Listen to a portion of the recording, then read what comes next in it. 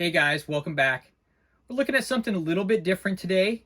This is a McFarlane toy from the early 2000s, and it's from the Matrix film series, specifically the Matrix Revolutions. This is from the scene where they are defending Zion and they are completely outnumbered by all the Sentinels, and they have these futuristic robotic mechs that are interesting because the people themselves controlling them are very exposed, but they do seem to do a pretty decent job with the Sentinels. However, we all know they're completely outnumbered, and it takes Neo and the others to actually save the day. But let's take a look at Mifune here in all of his early 2000s McFarlane glory. Now, this is mint in box, so I am not going to open it up because this is an absolute beauty, but we'll try to steer away from too much reflection. You can see just a beautiful figure in there. This mech is insane.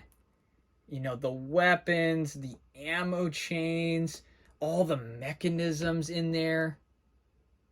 Absolutely gorgeous. You know, you got a picture of it on the side of what it looks like there. On the back, it shows, you know, what you would see if I was to take it out of the package. A lot of playability, posability, a lot of articulation. A really cool figure. I mean, this photo right here is actually of the figure with the character. That's not from the movie. And I mean, it looks so good. You can actually see also the other figures that they made. McFarlane just, their Matrix line blew it out of the park. Some better than others, especially, you know, this Morpheus in the chair. The Trinity falling is actually really cool. It's actually missing the best part. With these weapons gone, you can't see how well they were done, but they made it so it actually looks like the slow motion from the movie, and it's just so awesome. I actually have a version, and we'll take a look at that here in the future. But again, you know, I'm still wondering if I should get the Sentinel. I think the photo here is actually better than what it looked like in person, but man, that is a pretty awesome figure. I think personally, though, as far as Matrix figures goes, you can't get better than this one. This is really, I think, the one that takes the cake. And what's funny is, maybe we'll have a conversation about price tags left on figures, you know, especially on boxes, I should say.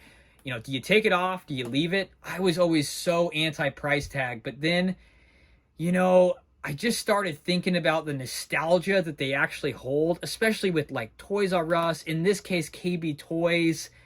You know, they're not around anymore. And to have the price tag kind of just, it's just a little piece of history there and a little moment of nostalgia.